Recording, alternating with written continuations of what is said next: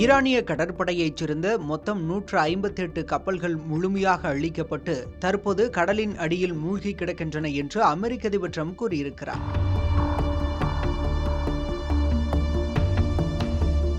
ஈரானுக்கும் அமெரிக்கா மற்றும் இஸ்ரேல் படைகளுக்கும் நடைபெற்று வந்த மோதல் ஒரு மாதத்தை தாண்டியும் நடைபெற்று வந்தது. இந்த நாடுகளுக்கிடையே எகிப்து, துருக்கி ஆகிய நாடுகள் பேச்சுவார்த்தை நடத்த முன்வந்து அதற்கான வேலைகளையும் தொடங்கின. இதனைத் தொடர்ந்து பாகிஸ்தான், அமெரிக்கா, ஈரான் ஆகிய இரண்டு தரப்பிடமும் பேசி 2 வார கால போர் நிறுத்தத்தை கொண்டு வந்தது. பின்னர் ஈரான் மற்றும் அமெரிக்காவின் பிரதிநிதிகள் கடந்த சனிக்கிழமையன்று பாகிஸ்தான் தலைநகர் இஸ்லாமாபாத்தில் நடந்த அமைதி பேச்சுவார்த்தையில் கலந்து கொண்டனர்.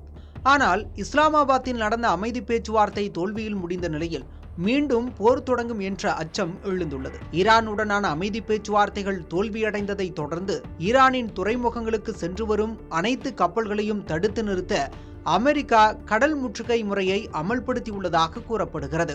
ஹோர்முஸ் நீரிணை வழியாக செல்லும் சர்வதேச வர்த்தகத்தை கட்டுப்படுத்துவதை நோக்கமாக கொண்டு இந்த திட்டம் நடைமுறைப்படுத்தப்பட்டுள்ளது. இதுகுறித்து தனது ட்ரூத் வலைதளத்தில் பதிவிட்டுள்ள அமெரிக்க அதிபர் ட்ரம்ப், ஈரானிய கடற்படையைச் சேர்ந்த மொத்தம் 158 கப்பல்கள் முழுமையாக அழிக்கப்பட்டு தற்போது கடலின் அடியில் மூழ்கி கிடக்கின்றன என்றும், வேக தாக்குதல் கப்பல்களை நாங்கள் தாக்காமல் விட்டிருக்கிறோம், ஏனெனில் அதனால் பெரிய அச்சுறுத்தல் கிடையாது என்றும் கூறியுள்ளார்.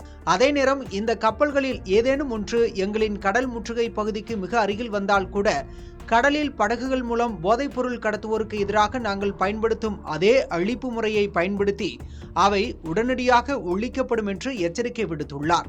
இதனால் அந்த பிராந்தியத்தில் மீண்டும் போர் பதற்றம் ஏற்பட்டுள்ளது.